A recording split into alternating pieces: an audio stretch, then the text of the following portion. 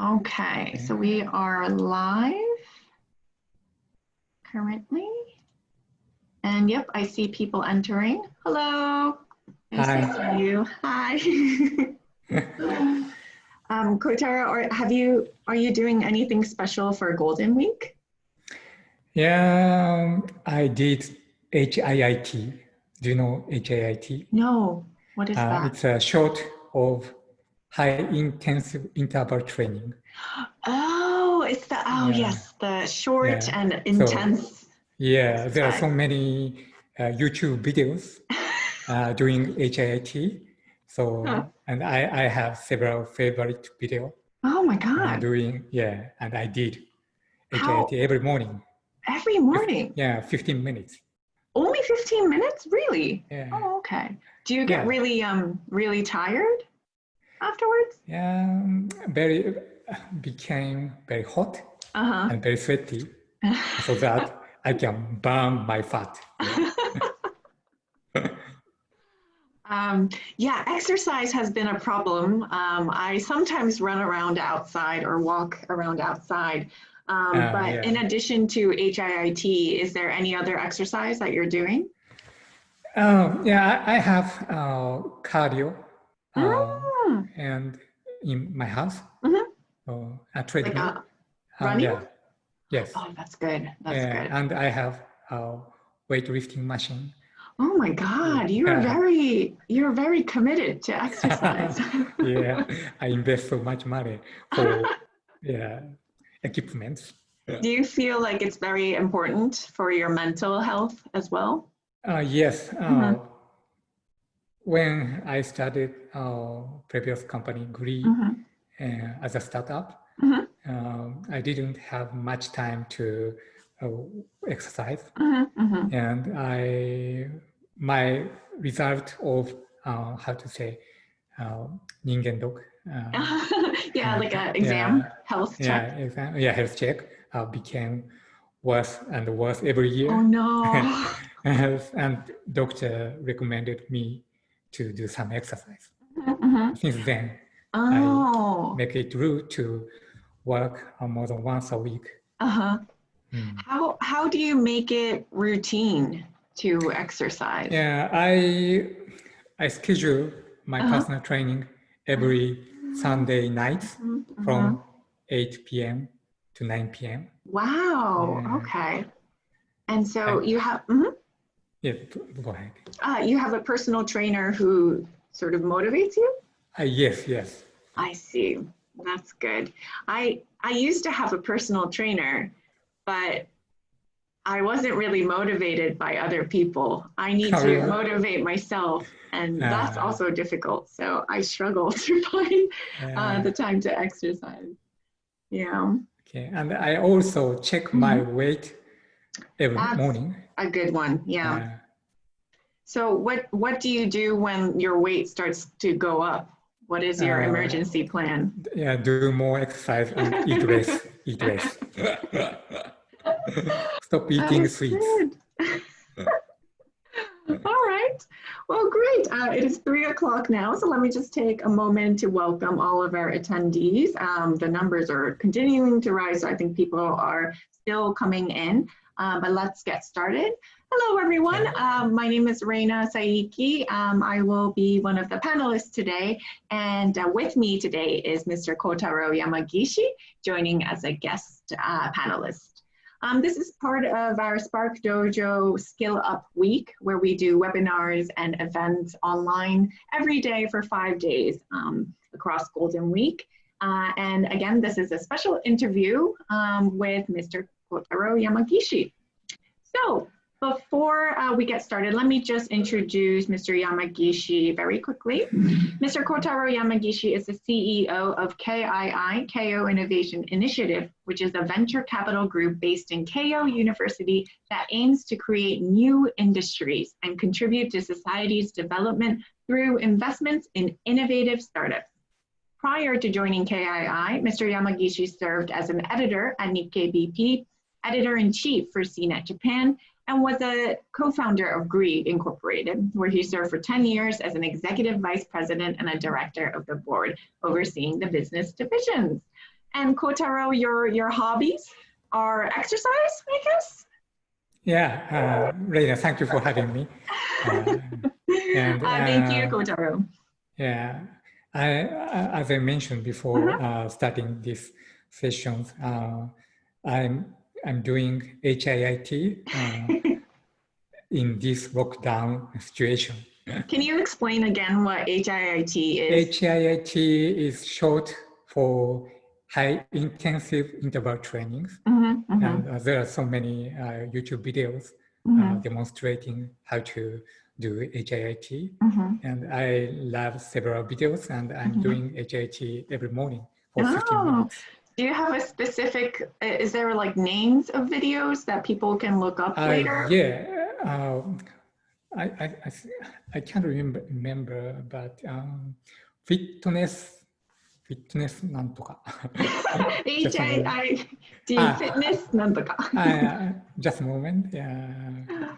Kotaro, because I think many people will be interested in your recommendation. Fitness mate. Fitness. HIIT fitness mate. Okay. It's a name of channel. It's a YouTube channel. Yeah. Most of HIIT videos are English-based, but Fitness Mate demonstrated by Japanese instructor. Oh, and interesting. and his talk is very motivated, make me very motivated. When I watch English video, I am not feel motivating. Why not? I guess it's definitely different, you know, in your native language and non-native language. Yeah. Okay, thank you. I would definitely check that out and try it tomorrow morning. All right. So thank you again, Kotaro, for joining us today. And I'm hoping that we can discuss, you know, of course, COVID-19 is the popular topic nowadays, but not just focusing on COVID itself, but also how you have handled the situation and the pandemic, how your business has changed, how you have continued to innovate in this changing environment, and any recommendations and advice you have for our professionals who are viewing this interview today. So let's start with the impact of COVID-19. How has it impacted your work and your business and your life in general? Yeah, I think it is becoming more and more difficult to raise new investment for startups. And this situation has already happened since later half of last year, because there was a shock, so-called SoftBank, because of disappointing IPO of Uber and IPO failure of WeWork. So when I talked with some investors, large corporations and financial institutions, they wanted to invest in my second fund, of which I'm raising now, more than 1 billion or 2 billion Japanese yen easily, first half of last year. But when I started marketing last October, some large corporations hesitated and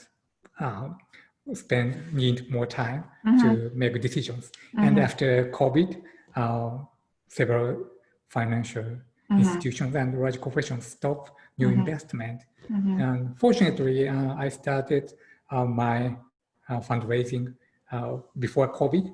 So I could raise 60% of my target, and it's already exceeded my first fund. Okay, great. I was very lucky. If you start fundraising this year, it must be more difficult. I was reading an article about how venture capital activity in China has been reduced by, I think it was about 60%. So, you know, the US markets, the Chinese venture and startup market has been impacted greatly. But compared to these other countries, do you think Japan's or the impact to Japan's markets is not as big or not as significant? Or is it pretty detrimental? Is it a big hit? Partially, maybe smaller than impact. The impact will be smaller than other countries because there are several or enough amount of venture capitals which raised money until last year, and they have to invest their money within within 5 or 3 years from now. So there are plenty of money to invest for startups, but you know, more than half of the capital which were invested last year for startups consists of large corporations' money, and most of these companies will not invest because they are anticipating huge recession and financial crisis. In other words, Great Depression. So they have to maintain their balance sheet, and it must be more and more difficult to raise new money, even if in Japan. Definitely. And as you say, as large companies and, you know, investors reduce spending and investment, how have you and KII tried to solve these new issues that are arising? Yeah, it's very difficult question because once they stop investment, it is very difficult to withdraw money. Yeah, so still I'm looking for trying to find other investors which I've already, other than investors I already talked. But the possibilities are very limited. But as I mentioned, I have already raised money more than my first fund. Right. So, and for us, I mean the venture capitals which already raised money. It is to some extent situation is getting better than last year because less investor means less competition for venture capitals. Right. So we can find good deals. I hope. Great. That's a very positive way of looking at it. And it certainly is true, I would think. And it sounds like maybe you changed some of your strategies and maybe some of your communications or tactics when you are, you know, speaking and discussing with potential investors. But how exactly have you sort of changed the way you approach your business because of the changing environment due to COVID-19? Yeah, what I'm doing now is explaining how we are communicating with our existing portfolio companies so that I can persuade investors that we can manage this situation to find good deals and make our portfolio company go public or exit by M&A. And now we're talking with all of our portfolio companies how much cash they have, and we're recommending our portfolio company to keep cash as much as at least 12 months of their fixed cost, so that they can survive more than 1 year. I would imagine that, you know, before COVID, you would sit face to face with each of the leadership of your portfolio companies, and you would, you know, because it's important to have that relationship and that connection. But now I assume that all of your meetings are online, but you still have to manage the portfolio companies and, you know, advise their leadership. Have you changed your communication style a little bit, or have you increased the frequency that you communicate with your portfolio companies? I think except using more Zoom meeting, I think I haven't changed our communication so much because internally we've already used Slack and Google apps such as Google Spreadsheet and many Google Drives and many workflow tools, so that we don't need to go to office physically unless we have to put income. That is just so ridiculous. Yeah. So that's the only thing we have to do in the office. Oh, that's interesting, because I would assume that your frequency of communication would increase because people are a little bit maybe more anxious about, future funding and so on. But when you say that, it's the same amount of communication, that tells me that you already have strong trust with the leadership of your portfolio companies. But how did you build that trust? How do you build trust with the people you work with? I think it's because of we only have 19 portfolio companies. And we have four professional venture capitalists. So they can communicate with their portfolio company frequently, and we are updating their situation monthly.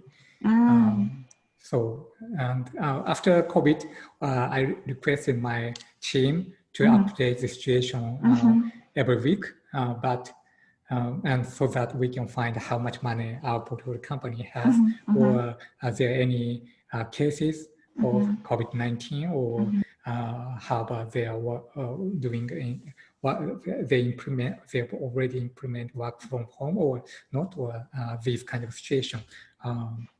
But right now, we understand how they're doing after COVID. And and as I mentioned, that's because of we have enough capacity to communication frequently. Right. Right. So you have the capacity, and you already had a strong system in place for communicating with all of the members and all of your portfolio companies. And that had been built even before COVID. So it was easy to just use that to, communicate all the necessary information you needed. That's fascinating. Okay, great. Thank you. When it comes to kind of communicating as well, I assume that some people are still a little bit worried, and the future is just so uncertain right now. We can make projections, we can make predictions, but there are so many factors that are out of our control. So when you make decisions for your business, is there a specific criteria that you follow, or what do you consider? What factors do you consider when you make decisions right now with the future that is just so uncertain? The future, it is true that future is uncertain, but I think for our investment, we don't need to change our strategy, because I personally strongly believe the possibility of internet, and the COVID-19 accelerate the penetration of the internet. So it has been said that internet will change the world since early 1990s. It's almost 3 decades ago. But still, we are talking about digital transformation, society 5.0, and all these words expression of the penetration or application of the internet. So, and COVID-19 accelerate these situations. You can see there are a few companies which increase their sales and profit, and all these companies are related to internet. They're using internet as a core of their business, such as Apple, Amazon, Facebook, Google, Netflix, Zoom. And so Google and other gaming companies are doing well under this situation. So if you look at it, go ahead. And our investment strategies are half of them are related to the internet, and half of them are related to healthcare and medical. And these industries are using digital technologies for make innovations. So all of our portfolio companies are related to this kind of new technology. Right. So that I think I don't need to change our investment strategy. Did you? Yes, definitely. And as you say, this situation is increasing the demand for these kind of new technologies or internet businesses, and it is accelerating the development of internet businesses as well. When you think about the future, sort of post-COVID, do you anticipate any new markets or new industries? What are your assessment about the business trends currently, where they're headed, and where there will be after COVID? It's a very difficult question. Just your assumptions, But it is obvious that travel or make something less physical, it will be a huge business. But Zoom was established before COVID, and I've already mentioned that. I want to say again, this COVID accelerates the penetration of internet, and this trend has been exist more than 30 years ago. And so this trend has been keep going, and there are so many kind of business related to internet, but it is very difficult what kind of application will be big or a boom in the internet by using internet. When I started social network in 2004, Agree originally started as a social networking service. Most of people didn't understand the possibility of social networking. But you can see there's so many social networking services right now. And at the same time, we started mobile game. Most of my friends told me you should not do this. But mobile game will not be a big business. But right now, you can see mobile game became such a huge business. And What makes you so certain? Because I completely understand. You don't know what would be a hit. You just need that sort of determination, that commitment, and dedication to that belief that something will be big in the future. But in terms of, for example, mobile games back then, when people were telling you, no, that's not going to be a big business, you still committed to it. But what made you so certain that this would be a big hit? At that time, we have some hypothesis and confidence. But right now, when I make decisions, I talk with entrepreneurs of what kind of hypothesis they have. And if their hypothesis is reasonable and convincing, I invest the company. What do you mean by reasonable? How do you judge that? There are two kinds of business. I think first one is a consumer business. And most of the consumer business, especially for the internet world, it is very difficult to understand if you are not internet savvy or early adapter. Only the technology geek or people can understand what will expand in the future. So when I'm thinking about this kind of business, I evaluate how much they understand, entrepreneurs understand the internet as a heavy user. And the second type of business, B2B business. And I think these kind of business are more rational and easy to understand if they have good industry knowledge. And so when I talk with these kind of companies, I want to ask what is their program in the industry for their target customer. And who is the target customer and what is the value proposition of their services and what is the competitive advantages. And if their hypothesis is enough reasonable, I can make investment. Interesting. I mean, there's just so many more questions I want to ask, but we are kind of running short on time. We want to get to questions at around the 3:30 mark. So people, if you can, attendees who are listening, start to insert your questions while I ask Kotaro a few more questions. Please do use the Q&A tool to submit your questions and we can get to them very soon. But Kotaro, I also wanted to ask you, you gave us some great sort of business advice just now, but how about in terms of advice to professionals regarding what they can do now at home with, the lockdown in Tokyo set in place? I think more and more people have a little bit more time and energy to dedicate to other skills, maybe new knowledge. But what is your advice to professionals in terms of how they should be spending their time right now during the COVID pandemic? Yeah, I'm not, I don't know what you should do, but if I make some advice, first one is make your career more resilient.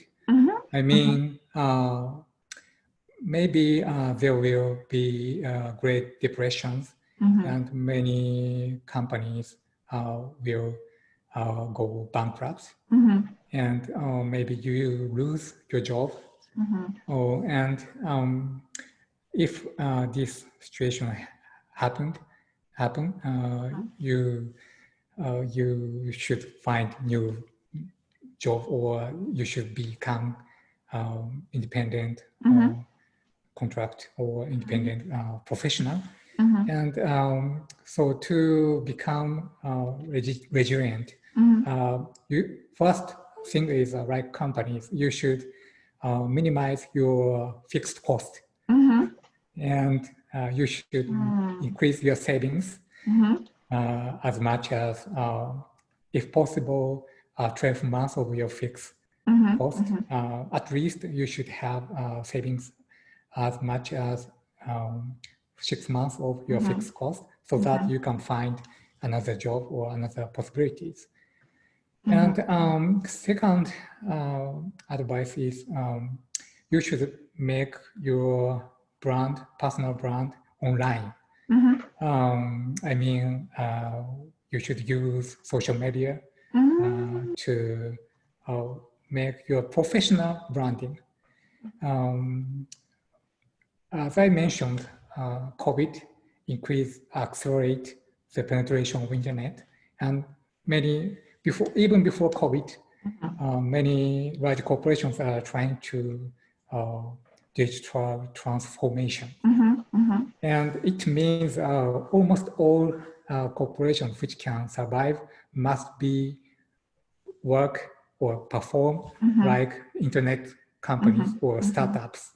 So, and in the startup communities, almost every people build their own personal professional branding online using LinkedIn, using Facebook, using Twitter, and Note, write some documents on Note so that they can appeal how they are doing and how they are capable, and keep a relationship with colleagues or ex-colleagues so that when they're starting new business or working for other companies, they can easily leverage their existing networks. So, and I think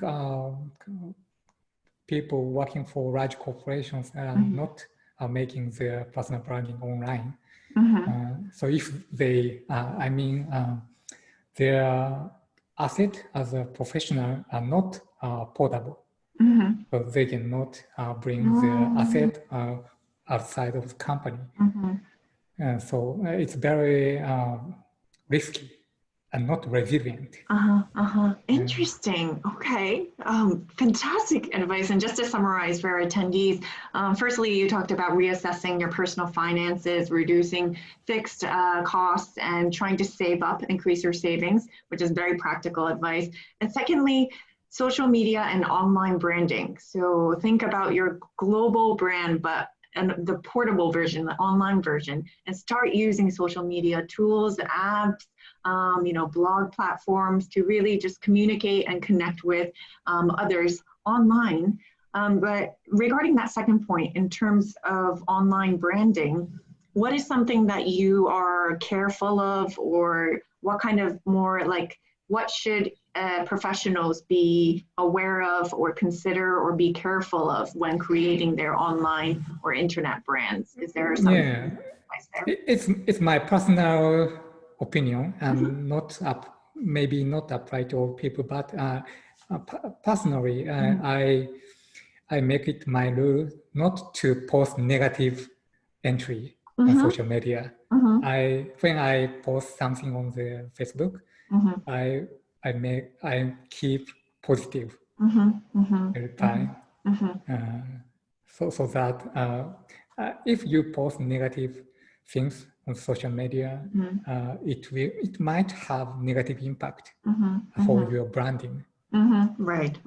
It might be interesting, your negative posts. People might read it a lot, but it will definitely create like a negative image around your brand. Yeah.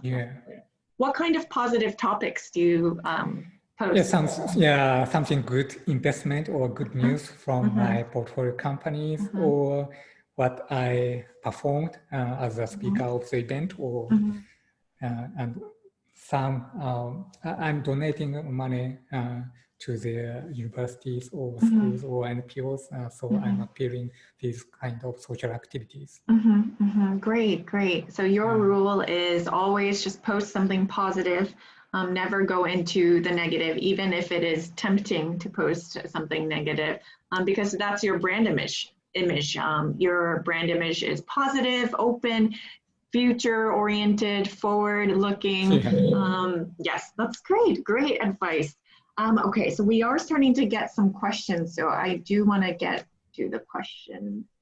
Okay, let's see. First question, from your point of view, what kind of companies do you think are strong enough to adapt to the changing environment? In other words, what kind of strength or culture do those surviving companies do you think they have? So we're talking about resilience, but for company resilience. Yeah, I think first, high margin. High margin.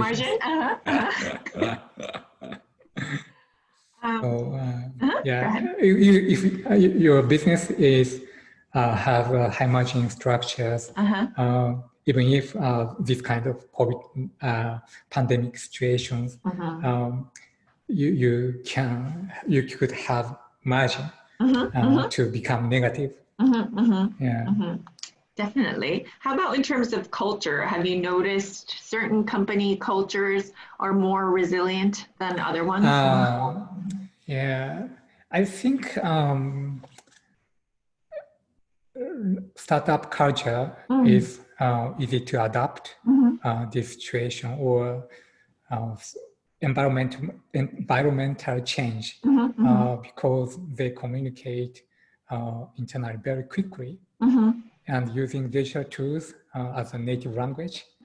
And so when they have to change their strategy, or they want to know what's happening, they can collect information very quickly and communicate very quickly internally. Absolutely, yeah. You know, they're usually smaller teams and they're more flexible, adaptable, they react quickly, not much, you know, bureaucracy and rules and policies to go through for changes. In contrast, what kind of company culture do you think is not resilient to change or is having a difficult time right now? Yeah, I think the company organizations using not using digital technology need much time to collect information or make decisions. And so these kind of companies are very difficult to adopt the situations. And at the same time, most of the Japanese companies have difficulty in making strong decisions because they need more meetings to make decisions. And it also prohibits them from changing quickly. And so to make change quickly, we need fast information and fast decision making. And so these two things are needed. Great, absolutely. And in terms of, you know, advice for those kind of companies who are struggling with quickly adapting and changing to a digital environment, I think there are some factors to that. Maybe they don't have infrastructure prepared for a digital you know, transformation, or maybe their people are not really trained. I think there's some generational gaps in terms of IT literacy and, you know, the knowledge of digital tools.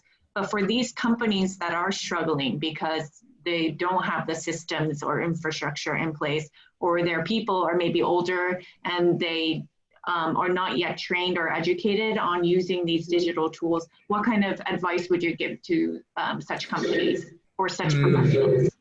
Yeah, I think the problem for those kind of companies is only one. I mean, their decision makers are not good at IT technology. And if decision makers are good at IT technology, they know technology well, they can find right solution even for the people who are not familiar to using IT services. You can see that Zoom is very easy to use for almost everybody, even for my children. They are elementary school students, but they can use Zoom very well. And there are so many good services which don't require IT literacy as a user. But for decision makers, we must know what kind of service are available and what we should adopt internally. So if the organizations are struggling to make digital transformations, they should change management. Change the top. Change the leadership. Yeah, absolutely. I think, you know, along this line, Yohei submitted a question asking, could you give us some advice on how big and massive companies can change their strategy, like automotive companies or medical equipment companies that are, you know, massive in scale, to fit and adapt to the post-COVID situation? So ways in which strategies for big companies to adapt in the post-COVID situation. I think if top management want to change, they can change. So like Toyota, CEO Mr. Toyota has strong leadership, and they are changing their strategy toward case or new automobile or mobility. And even they are trying to create a smart city by themselves because technology has changed everything related to automotives. I see, yeah. And when you bring up change, it kind of makes me feel like, do you think there are some cultural factors involved in change? Meaning, you have a lot of experience working with different kinds of people from different countries, and I'm sure you've seen how other countries work, how quickly they adapt, how maybe not so quickly they adapt. But in the spectrum of like different countries, where would you think Japan lies in terms of change and innovation? Is Japan a strong country when it comes to change, or not so much compared to other countries?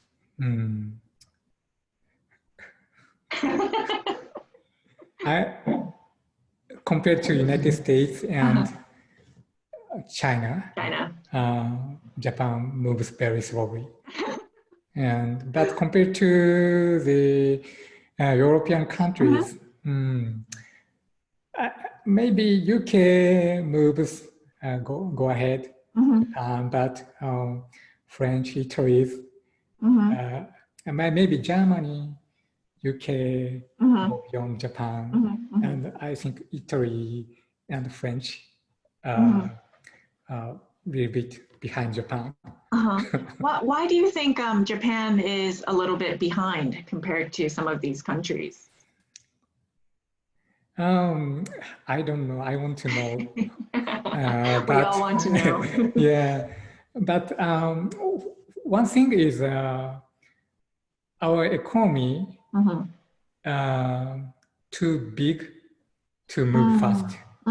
But US and China are bigger than Japan. So it's not the only one single answer.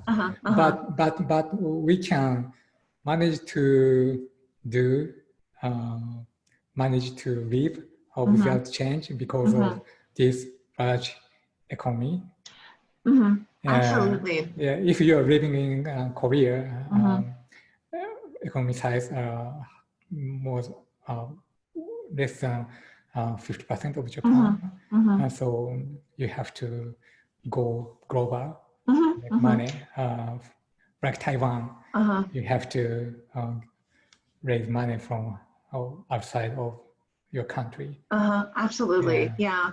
Now, I feel the startup market in Japan is growing at a pretty rapid pace compared to a few years ago. Of course, not to the size of the US or China. It's getting more sort of overseas investments as well. So hopefully it will continue to grow. Okay, sorry everyone, I'm not getting to the questions properly. Leo is asking, if a professional is to learn something new or develop certain skills using this time that we have right now, what kind of skills or specific subjects would you recommend? What should we learn, Kotaro? Yeah, it depends on how matured you are. So for the beginners, accounting or financing, marketing, this kind of essential knowledge are needed. And for the new managers, they should learn how to communicate with the people or make decisions. And for like veterans or mature people, they should read or study something new. But it's matter of sense. Yeah, definitely. Sense and interest, and Is there anything new that you are studying right now? I'm researching how to improve my Zoom environment. Like the internet environment? Zoom. I mean, I bought light and camera and like mic like this. Oh my gosh! Yeah. So how to make my online presence better? Oh, interesting. Your online presence better. Do you have any advice as to? Have you learned anything? You should buy. Yeah, you should buy light. Yeah, like this.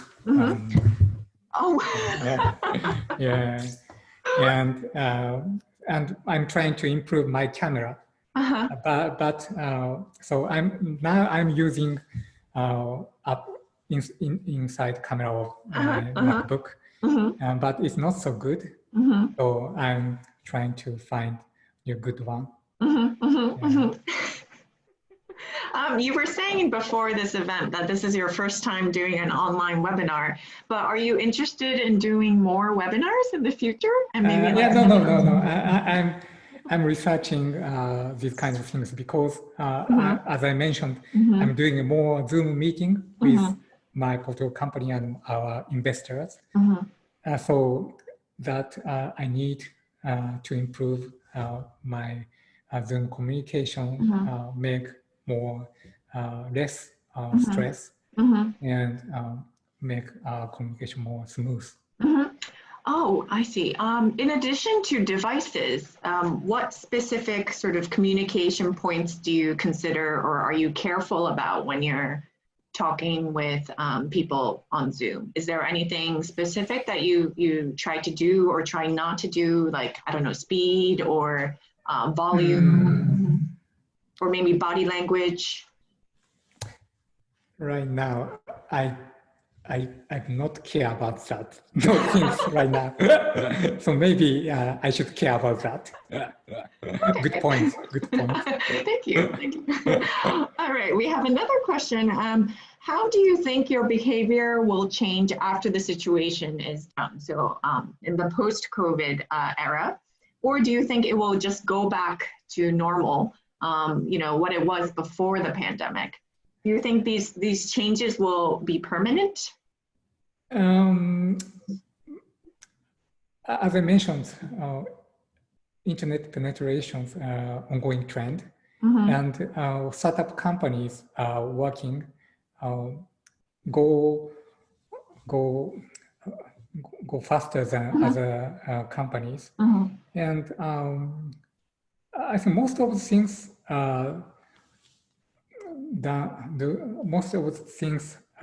done in the same way as startups in the United States, but the big difference in Japan is we need to meet physically for the meeting in Japan. If you have a client or partners in Japan, you have to go to their office or you have to invite them to your office.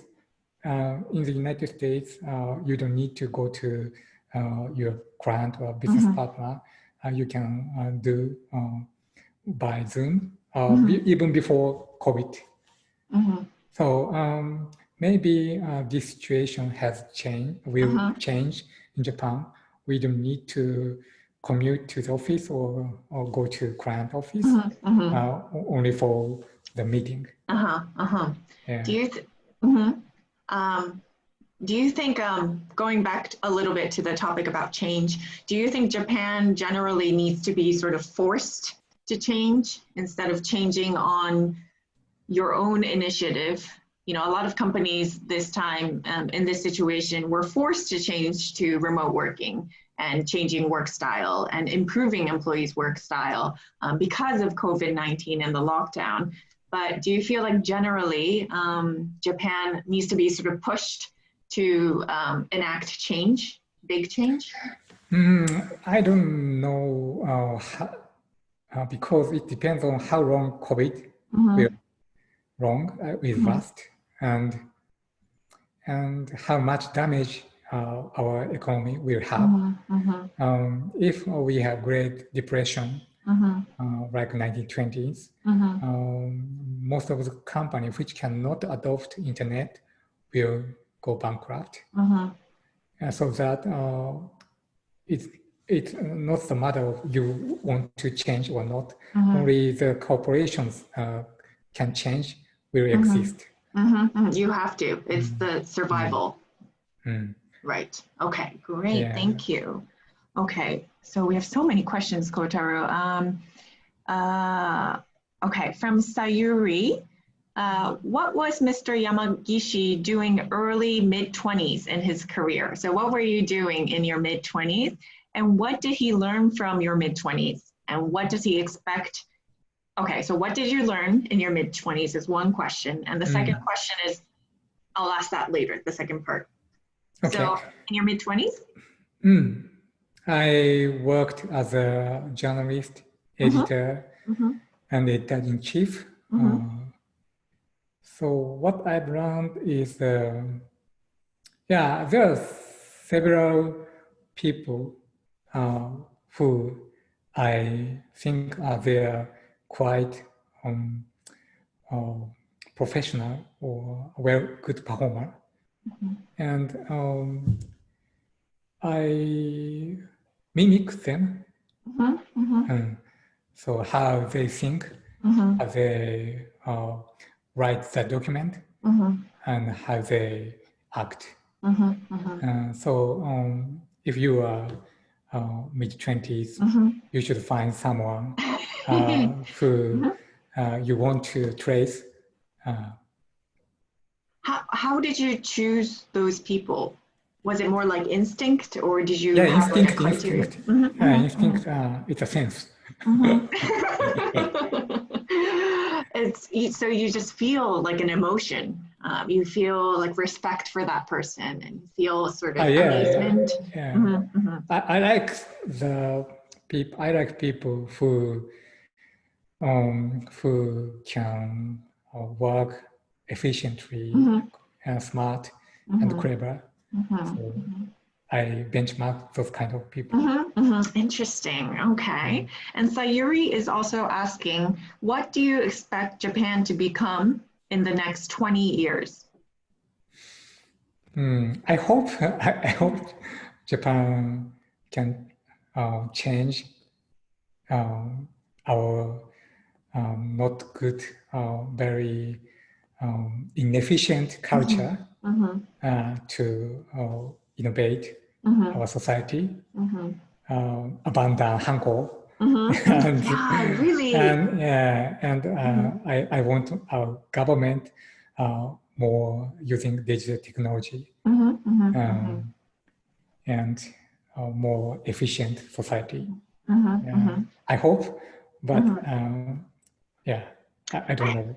I think it will. I mean, it has to. Just like companies, governments need to digitalize and transform themselves to survive in this world. So I do feel Japan is being pushed towards that trend. And as you say, hopefully it won't take 20 years, but it'll only take a few years for that to happen. All right, so we are out of time. That was very quick. I'm so sorry, everyone who did submit their questions and I did not get to read them. But I hope you were able to learn a lot from Mr. Kotaro Yamagishi, as I have learned a lot through this talk. Maybe Kotaro, do you have any sort of last words, last positive message to motivate all of our professionals who are watching from home? Okay, I think, I don't know what kind of people are watching this webinar, but if you are young people or not young but want to change something, this situation must be a very good opportunity to improve your working style or your culture of your organization. So please make advantage of this situation. Great. Thank you so much for your time, Mr. Yamagishi. And thank you all attendees who joined. Okay, so I think we are right at the end time, 3:50. Thank you again, Kotaro, and I hope you have my a pleasure. nice day. Thank you very much. Thank you for having me. Yeah, if we have another webinar, will you join us? Yes. Oh, yes, okay. All right, great. Thank you. I am ending the session now. Thank you, everybody. Thank you, Kotaro. Thank you. Bye. Bye.